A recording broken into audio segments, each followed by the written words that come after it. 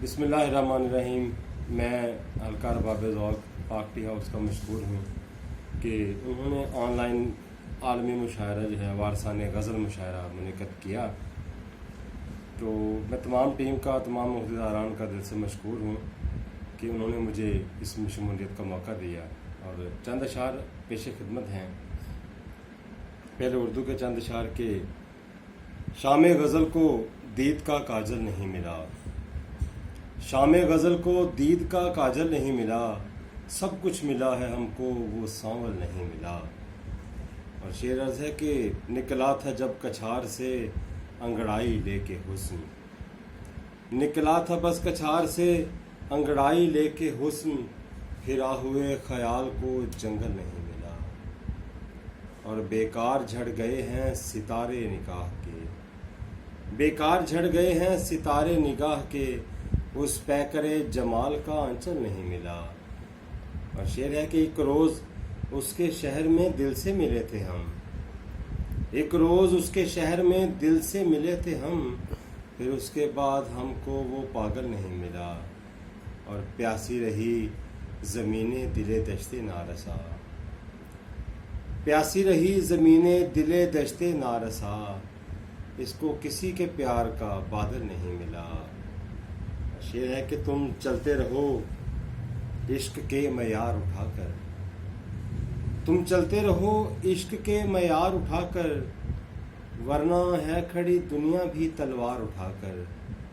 ऐसे ही रहे घर के ये हालात तो एक रोज़, शेर देखिएगा कि ऐसे ही रहे घर के ये हालात तो एक रोज़, दे मारूंगा दीवार में दीवार उठाकर। और ये सोच कि अब उससे कहानी ना निभेगी, ये सोच के अब उससे कहानी ना निभेगी, ले आया था आते हुए किरदार उठाकर।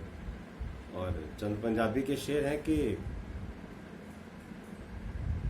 दिल दे अंदर फेर बहारी मिट्टी पा, दिल दे अंदर फेर बहारी मिट्टी पा, फानी है सब दुनियादारी मिट्टी पा।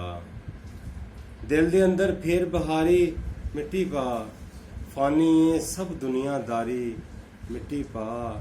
लोकां दी गल दिल दे कन्नां दे नाल सुन, लोकां दी गल दिल दे कन्नां दे नाल सुन, आ जावे जद अपनी वारी मिट्टी पा। और अपने आप नू खेड दे विचों कड्ढी ना। अब आप शेर देखना कि अपने आप नू खेड दे विचों कड्ढी ना, खेडां खेडी जान मदारी मिट्टी पा। ते अपने मन दे शीशे उत्तों मिट्टी ला, अपने मन दे शीशे उत्तों मिट्टी ला, की करदी ए खलकत सारी मिट्टी पा।